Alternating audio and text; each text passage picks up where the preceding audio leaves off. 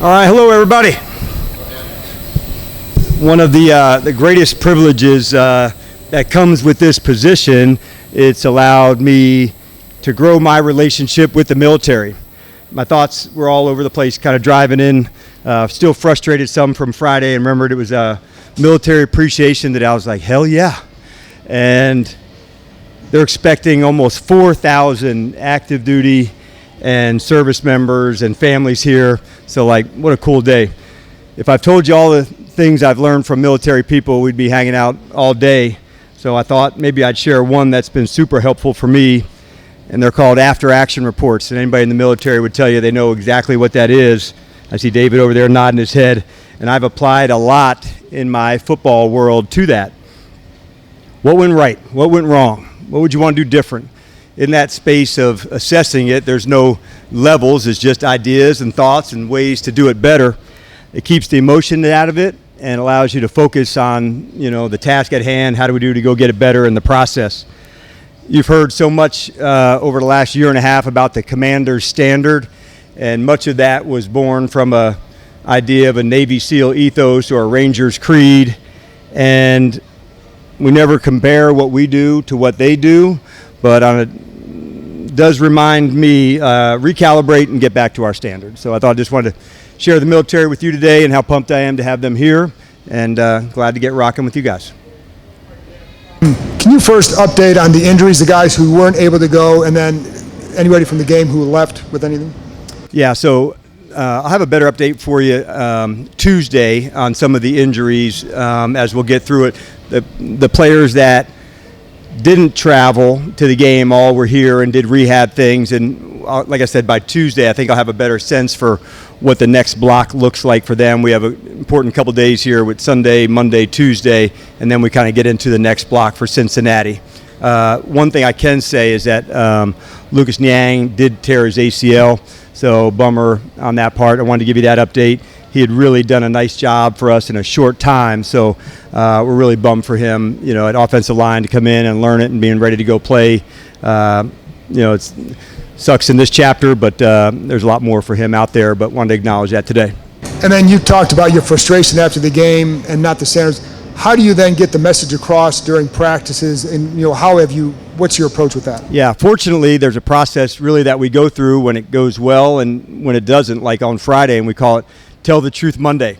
It happened to be on a Sunday for us, but these are the things that we saw in the game. These are the things we want to identify. It helps. Then you can say this is the things that we want to work on this week as players and as coaches. Then you flush it to say, okay, talk about it, identify it, and you work from there. So we did that today, and then this afternoon it's kind of on to the things we want to improve upon. A lot of new commanders in their first one.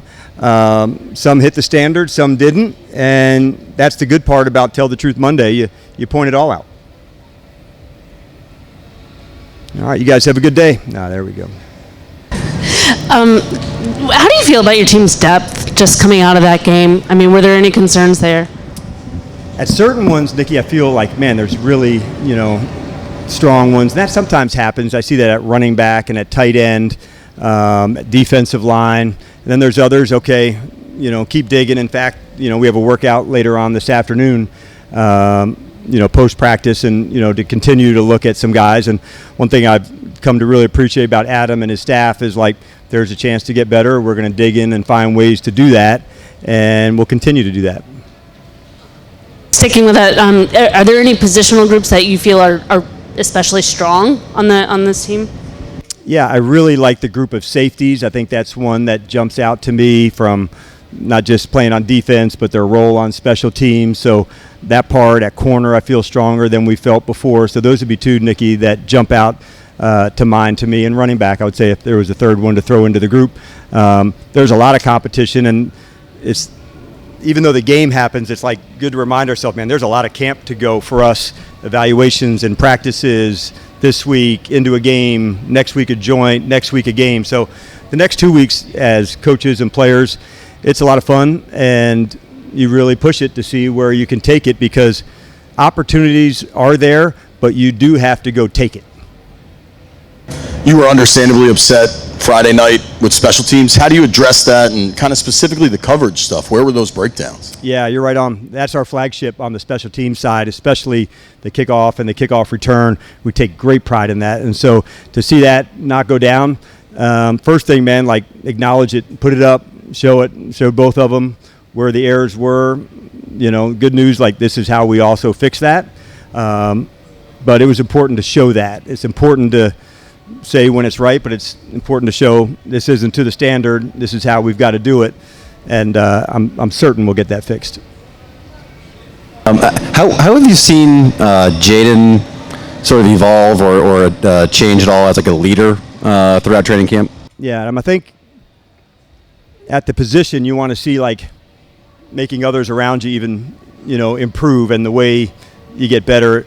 He's so much clearer on the communication, to teammates, whether it be a route or a standard of things. And so I saw it last year with Zach a lot because this part of the route. Now you see it with other players as well. I recently saw it with he and Debo, working a specific route against, like two specific coverages, and they did a good bit of that pregame. So I think that's the step, Not only is he going to handle himself, and we know that, and then how do we make others around him better? I think it's the conversations, the deliberate practice on a specific route or a specific skill. Those are the things that I've noticed. Pardon if this might be premature, but is there any thought at all to bring in a second kicker to have some competition with Matt? And kind of what have you seen from Matt in camp? Yeah, totally fair question. It's not where we're at, but we've got a lot of faith and belief in Matt, and there's a lot for us to get better at. And at that position, it's technical, and you got to make sure the issues are really strong and really capable to go. And I'm certain he'll do that.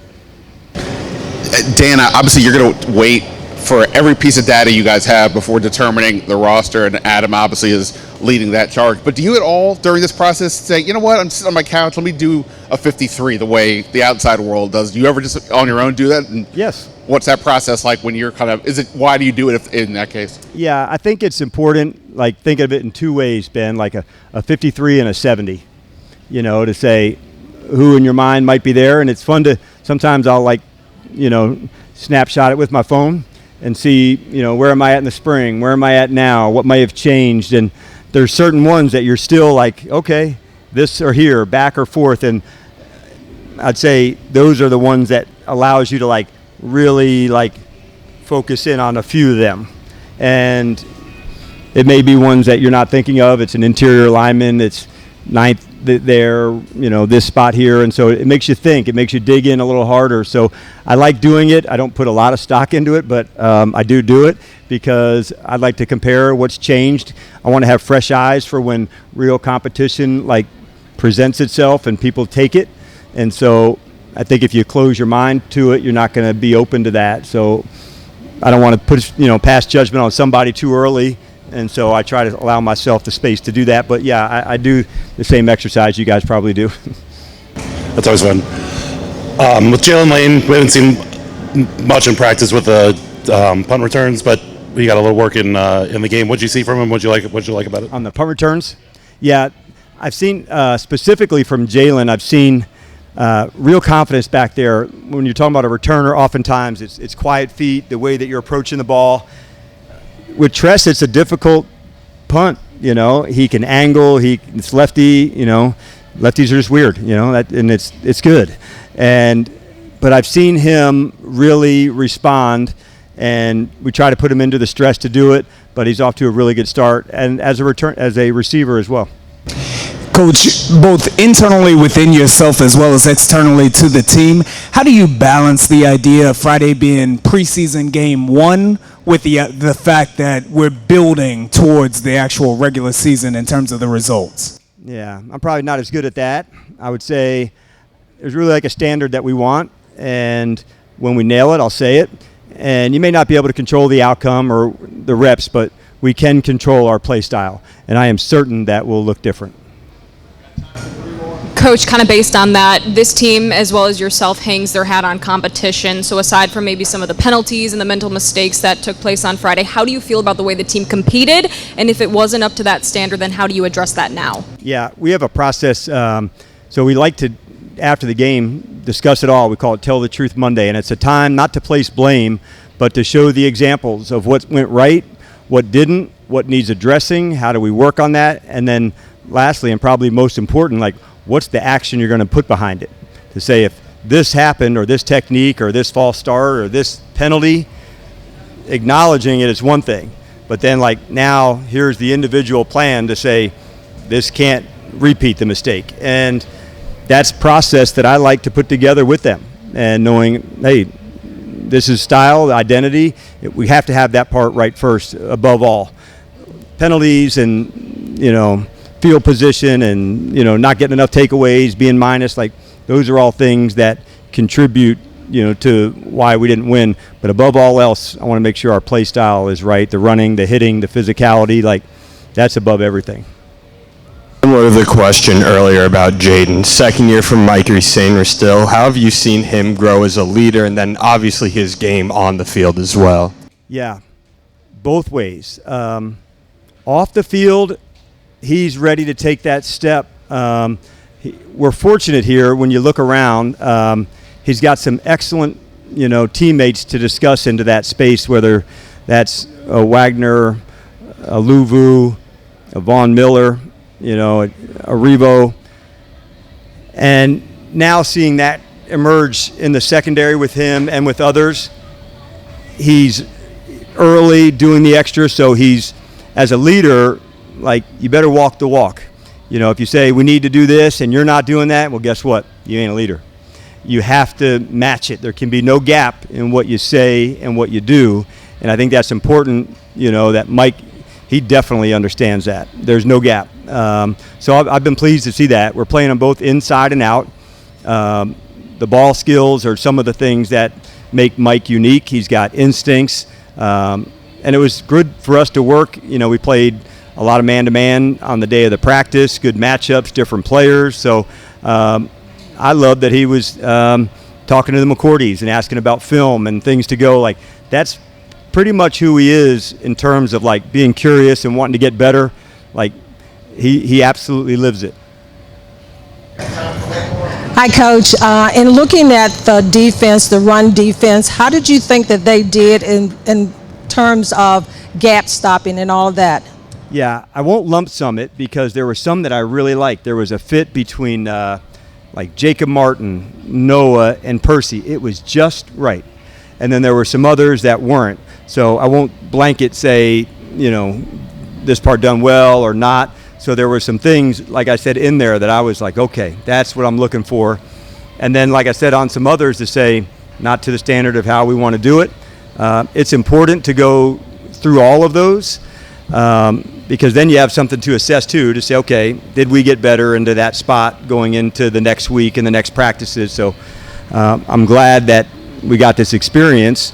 I don't like at all the results of it. Every coach wants it to go just right. And like most things, you're upset at the moment, and then you go back, and then I found out this is what I liked, this is what I didn't, this is how we're going to go get it corrected. And it's almost customized, Donna, to an individual player or technique. And if we can get that part right, then I would say we're making a big stride. All right, thanks everybody. Enjoy the military day, and see you tomorrow.